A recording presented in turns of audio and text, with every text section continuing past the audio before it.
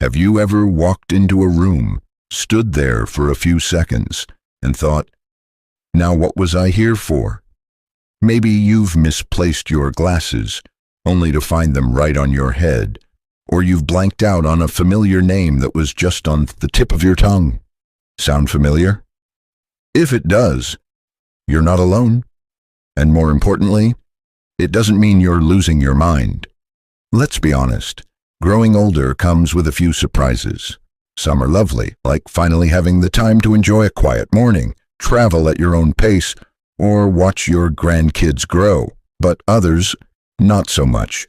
Forgetfulness, for example, can sneak in and make you question what's normal and what's not. And here's the thing. There are a lot of myths floating around about memory loss. Some of them are so common, people just accept them as fact. But believing those myths can actually make things worse. They can cause unnecessary fear, lower your confidence, and even keep you from doing the things that would actually help your memory stay sharp. That's why we're having this conversation today, because understanding the truth about memory, what's normal, what's not, and what you can do makes all the difference. And no, this isn't just about brain games and crossword puzzles. We're going deeper. So let's start by busting the first big myth. A lot of people believe that memory loss is just a natural, unavoidable part of aging, that it's something that happens to everyone, like gray hair or wrinkles. But here's the truth. While some small changes in memory might happen with age, serious memory loss is not something you have to just accept. It's not inevitable. In fact, many people stay mentally sharp well into their 80s and 90s.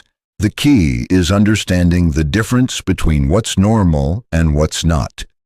Misplacing your keys once in a while? Normal. Struggling to follow a conversation in a noisy room? Also pretty normal. But forgetting the purpose of everyday objects, like not recognizing what your keys are for, that's different. That might need a closer look. You see, your brain is a lot like a muscle. The more you use it, the stronger it stays. And just like muscles, if you don't use certain parts of your mind, like memory, attention, focus, they can start to feel a little rusty. But rust isn't the same thing as rot. The brain can be re-engaged, retrained, and refreshed, even in your 70s, 80s, and beyond. So don't let the "everyone loses memory when they're old" idea take up space in your head. It's simply not true. Now let's talk about the second myth, one that's equally harmful, but in a sneakier way. It's the belief that if you do start forgetting things, there's nothing you can do about it, that once it starts, you're on a downhill slide. This idea can make people feel helpless. And when you feel helpless, what do? Usually, nothing. You stop trying. You might withdraw from conversations, avoid reading new things, or stop challenging yourself with new tasks. And that, ironically, is what actually hurts your memory even more. Your brain thrives on stimulation. That doesn't mean you have to go back to school or start learning a new language, unless you want to, of course. But it does mean giving your brain something fresh to chew on. Simple things like trying a new recipe, picking up a hobby you've never tried before, or even taking a new route during your daily walk. Variety keeps the mind awake, and when the brain is active, it continues forming new pathways, something scientists call neuroplasticity. It means your brain can keep adapting even as you age. Yes, even now. There was a study not long ago where older adults were asked to learn photography and computer skills, something totally new for most of them. Guess what happened? After just a few months, their memory improved significantly. Not because of magic, not because they were special, but because they challenged their brains and created new connections. So the idea that memory loss is permanent and unstoppable, let's toss that out right now. The real danger isn't forgetting a few names or dates. The real danger is giving up on your brain, and you are way too wise and experienced to do that. Now, let's take a moment to check in with how all this feels. Maybe you've been worrying more than usual about your memory lately. Maybe someone even made a comment that stuck with you. Something like, "You're starting to get forgetful, huh?" And you carried that around like a weight. I get it. Words can be heavy, but you don't have to hold on to that. You can choose what you believe. And right now, you can start believing in your ability to strengthen your memory, just like you've strengthened so many other parts of your life over the years. If you've raised a family, built a career, overcome losses, or adapted to change, you've already proved how resilient and capable you are. So, why would this be any different? Your brain isn't your enemy, it's your lifelong partner. And like any partner, it sometimes needs. So now that we've cleared up a couple of those big misunderstandings, like the idea that memory loss is just a normal part of aging or that nothing can be done once it starts, let's keep going. Because the next myth is one I hear all the time, and it's a sneaky one. It sounds innocent, even comforting, but believing it can do more harm than good. It's the belief that forgetting things just means you're distracted, or tired, or just not a details person. While that can sometimes be true, of course, we all get distracted. It can also be a way of brushing off signs that your brain might need a little more attention and care. Let me explain what I mean. You see, your memory isn't just about storing facts. It's about how well your brain processes information, stores it, and then retrieves it when you need it. If you're constantly multitasking, maybe watching the news while checking your phone and trying to remember your grocery list, your brain doesn't actually register things clearly. It's like trying to pour water into a glass that's already full. There's no room, so it spills out. So yes, distraction plays a role, but that's not an excuse to ignore it. The real issue here is that we've gotten used to being busy, even in retirement. Constant background noise, mental clutter, and a schedule filled with tasks can leave your brain foggy. It's not that you're just not good with details. It might be that your brain is waving a little flag, asking for some peace and focus. And here's the good news. This is fixable. You can train your brain to pay better attention, which leads to stronger memory. Try this. When you meet someone new or hear a new fact, take a moment to repeat it out loud or visualize it in your mind. Maybe even connect it to something familiar. If you meet someone named Rose, picture a rose in your mind. Or if you need to remember that your appointment is on Wednesday, imagine yourself walking into that office with a big Wednesday sign hanging over the door. These little mental tricks make a huge difference, and they work at any age. Another simple shift: slow down. When you give your brain space, just a few extra seconds to take in information, you give your memory a better shot at locking it in. There's no rush. You've earned the right to take your time. Now, let's talk about another myth. This one is especially frustrating because it keeps a lot of wonderful, capable people from getting the help they need.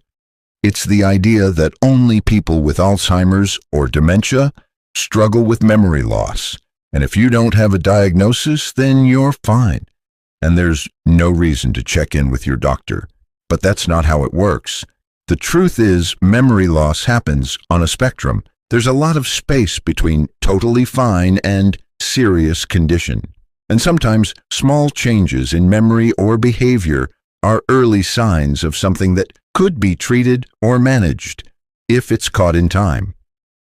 For example, did you know that vitamin B12 deficiency can cause memory problems? Or that certain medications, dehydration, thyroid issues, or even sleep apnea can mess with your focus and recall?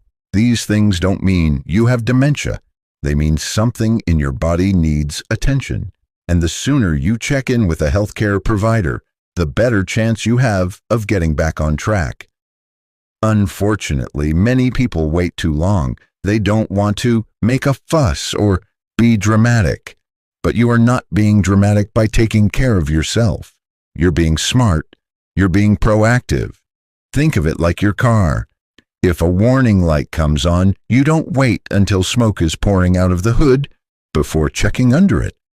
You take it in early, fix the issue, and avoid a bigger problem down the road. The same applies to your brain, and this brings us to something I want you to really hold on to. Memory issues don't always mean something terrible. They're signals. And sometimes those signals are just telling you to slow down, eat better, drink more water, get more sleep, or check your meds. It's not about fear. It's about awareness. And awareness is power. Let me tell you about a gentleman I spoke with recently. Let's call him Frank. Frank is 72, sharp as a tack, but he started noticing that he was forgetting small things more often than he used to. He chalked it up to age, told himself it was normal, and carried on. But over time, it started to bother him. He got frustrated, snapped at his wife more often, and started avoiding conversations where he might forget a name or lose track of what he was saying. Finally, at his daughter's urging, Frank went to his doctor.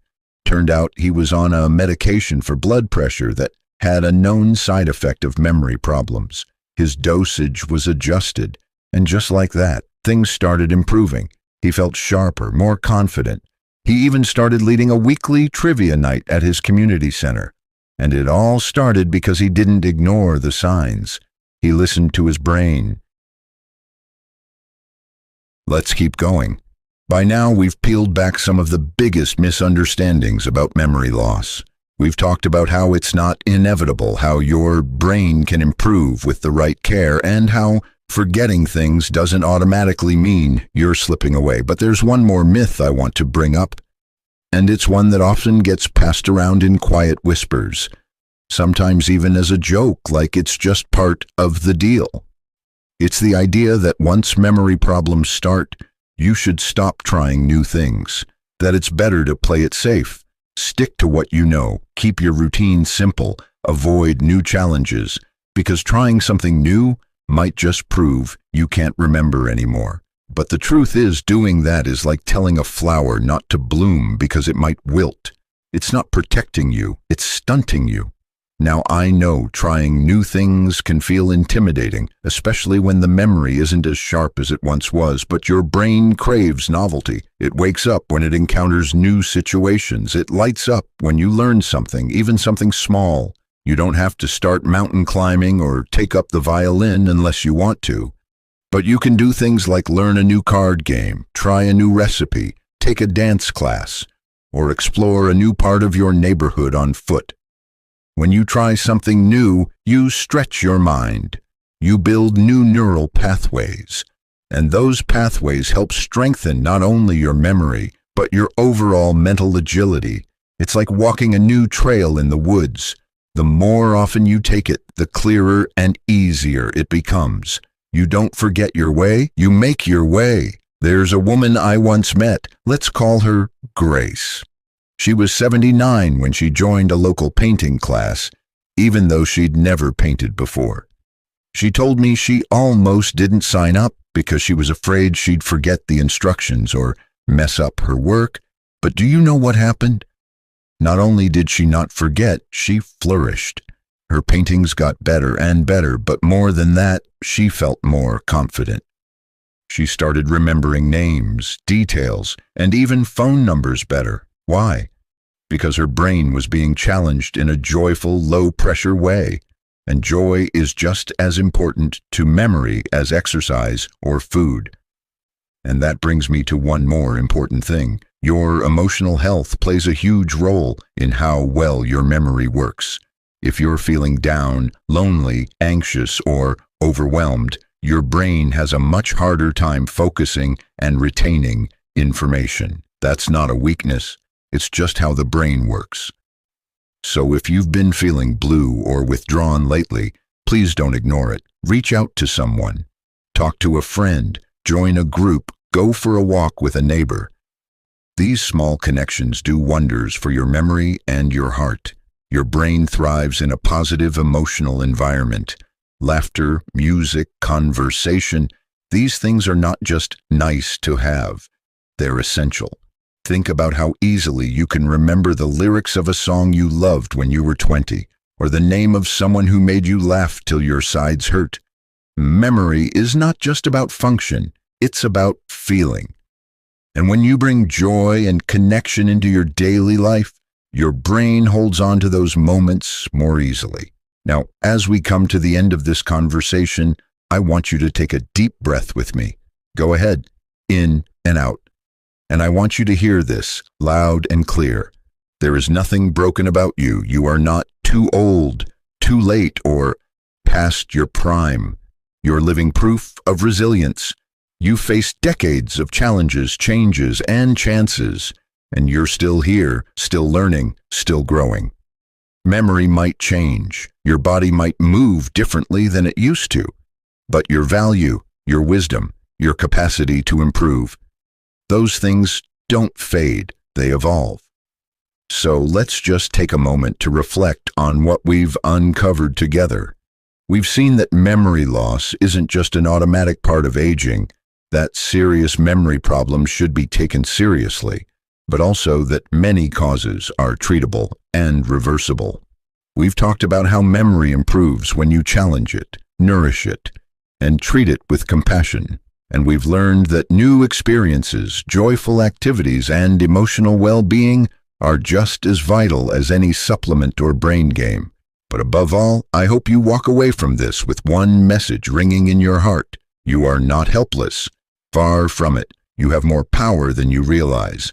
And every step you take toward caring for your mind, whether that's calling a friend, reading a book, walking in nature, or learning something new, is a step toward a brighter, clearer, and more confident version of you. So don't let fear guide your future. Let curiosity do that. Let courage do that. Let love for yourself and for your life be the thing that moves you forward. And now, if this message has touched you, helped you, or reminded you of your own strength, I'd love for you to share your thoughts in the comments below.